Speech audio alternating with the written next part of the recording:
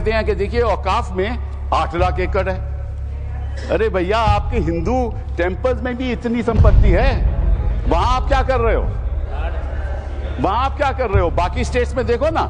अच्छा, और ये नहीं कि हर धर्म में सुधार नहीं होना चाहिए, उद्धार होना चाहिए। मैं आपके साथ सहमत हूं, हिंदू धर्म में भी सुधार लाना चाहिए, लाना चाहिए ना, हिंदू धर्म भी सुधार लाना चाहिए। जो हमारी सरकार ने किया है वो मुस्लिम भावना के सम्मान के लिए किया है।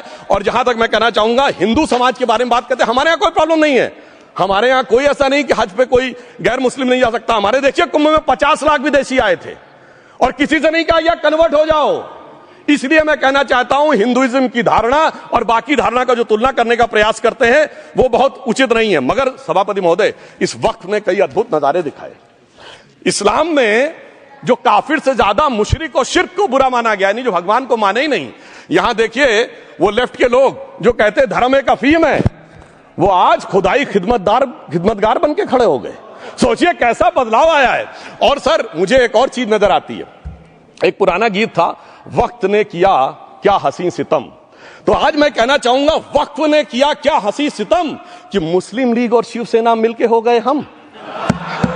और मैं कहना चाहता हूं, ये मुस्लिम लीग वो है जिसने सेपरेट इलेक्टोरेट की मांग की थी, और इस शिवसेना के उबाटा के हमारे इस सदन के एक सदस्य हैं। और सर, हमारे साथ मुरली जी बैठे हैं। मुरली देवड़ा जी ने मुझे याद दिलाया, उन्होंने, मिलिंद देवड़ा जी ने याद दिलाया, उन्होंने कहा एक जमाने में उन्होंने कहा था मुस्लिमों की नागरिकता छीन लेनी चाहिए। इसीलिए मैं कह रहा हूं, वक्त ने किया क्या हसी सितम, ये दोनों मिलके हो गए हम। और सर, मैं इसके बाद एक टेक्निकल बात कहना चाहता हूं। जब इन्होंने टाइम ड्यूरेशन हटा दिया था और बैक में पीछे जा सकते थे, तो मैं पूछना चाहता हूं सर कि जब ब्रिटिश हुकूमत आई तो उसने तो मुगलों सारी हुकूमत ले ली थी, तो उनका मालिकाना हक कैसे हुआ? सर, 1707 के बाद तो इस्लामी हुकूमत दिल्ली से खत्म हो गई थी।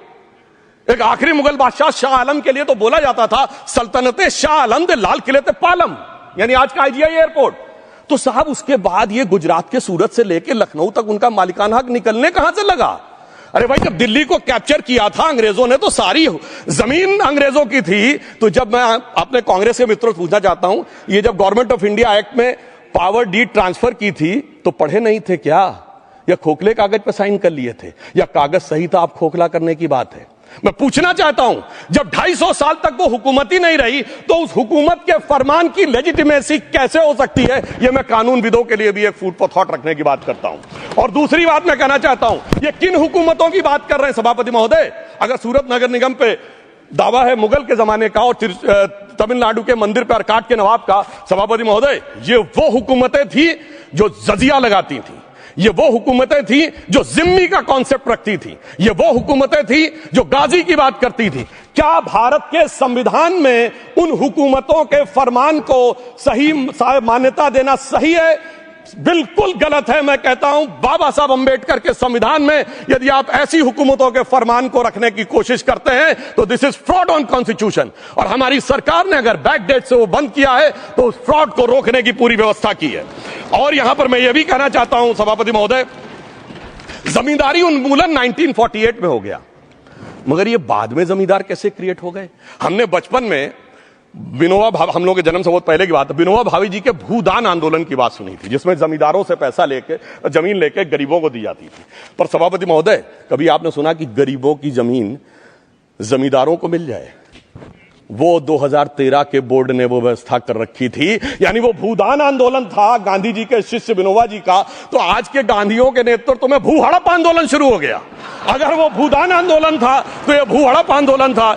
इसलिए मैं एक और बात भी कहना चाहूंगा सभापति महोदय कि जिन हुकूमतों के फरमान की बात की जाती है, एक और फैक्ट है, इसको कोई अन्यथा न ले, जितने मुस्लिम बादशाह अलाउद्दीन खिलजी के बाद उन्होंने बगदाद की खलीफा का खुतबा पढ़ा है, that is a foreign rule, it's on record. कैसे उसको भारत सरकार मान्यता दे सकती है? इसलिए मैं कहना चाहता हूं, जरा सा गौर से देखेंगे तो हकीकत आपके सामने आ जाएगी। और क्या कभी किसी ने कल्पना की, किसी क्रिश्चियन ने तो नहीं कहा कि इंडिया गेट हमारा है, गेटवे ऑफ इंडिया हमारा है, और चर्च नहीं सही फिर भी चर्च गेट हमारा है? तो फिर यह केवल किसी एक के दिमाग में क्यों आती है?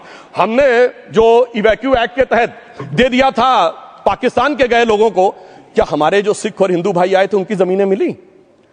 अरे महाराजा रणजीत सिंह की राजधानी लाहौर थी और काबुल तक था राज, तो क्या उन्होंने जमीनें नहीं दान दी होगी गुरुद्वारे और मंदिरों को? वो मिली। अरे वो तो छोड़िए, ननकाना साहब और करतारपुर साहब तक नहीं मिला था। इससे दिखाई पड़ता है कि कितनी एक तरफा हम लोगों ने कोई निगोशिएट ही नहीं किया और उसे करने की बात कही थी। इसलिए मैं कह सकता हूं सर, अब हमारी सरकार ने जो संशोधन किए हैं, अब यह मजहबी हुकूमत के फरमान से नहीं, बाबा साहब अंबेडकर के संविधान से चलने वाला है। अब मैं अंत में उस विषय के ऊपर आता हूं जिसे सांप्रदायिक राजनीति बनाम सेकुलर राजनीति इसके ऊपर कहा जाता है। सभापति महोदय, मैं बताना चाहता हूं कि जब आजादी मिली उसके बाद क्या किसी ने डिमांड किया था कि हमें वक्फ बोर्ड चाहिए? नहीं किया था। फिर क्यों 54 में दिया गया? किसी मुस्लिम ने डिमांड किया क्या कि मदरसे चाहिए? फिर क्यों दिया गया?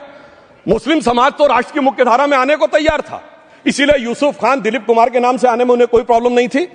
महजबीन बानो को मीना कुमारी के रूप में आने में प्रॉब्लम नहीं थी। मुमताज बेगम को मधुबाला बन के आने में प्रॉब्लम नहीं थी। हामिद अली को अजीत के रूप में आने प्रॉब्लम नहीं थी। मगर, और मैं यह भी बताना चाहता हूं, मुस्लिम समाज में बहुत बड़ा तबका उस समय इस बात को सोच रहा था, और अभी कपिल सिब्बल साहब बोले, ये उस चीज के वकील नहीं, इन्हें पता होना चाहिए, पता होगा कि सुन्नी सेंट्रल वक्फ बोर्ड राम मंदिर में 1961 में मुद्दई बना है, 12 साल के बाद, क्योंकि के मोहम्मद ने लिखा है कि एक बहुत बड़ा तबका था जो ये मानता था कि हमें इस चक्कर में नहीं पड़ना चाहिए।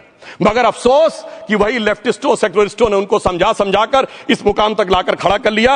अब यहां मैं एक और बात कहना चाहूं, खैर छोड़िए उन सरकारों ने बाद में क्या दिया, मगर उसके बाद सुनिए, इंदिरा जी के जमाने में मुस्लिम पर्सनल लॉ बोर्ड आया, तो राजीव जी के जमाने में शाहबानो केस आया, तो नरसिम्हा राव के जमाने में 95 का एक्ट आया, तो मनमोहन सिंह जी के जमाने में 2013 का एक्ट आया, मगर इलाज नहीं निकला। तो इसे एक शेर में कहूंगा कि मरीजे सेकुलर इश्क पर लानत खुदा की, मर्ज बढ़ता गया जो जो दवा की। अब मैं सभापति महोदय एक और बात कहना चाहता हूं, शुरू के 20-25 साल में मुस्लिम समाज के बारे में मैं कहना चाहता हूं। आज जब आजादी मिली तो मुस्लिम समाज के प्रतीक कौन थे?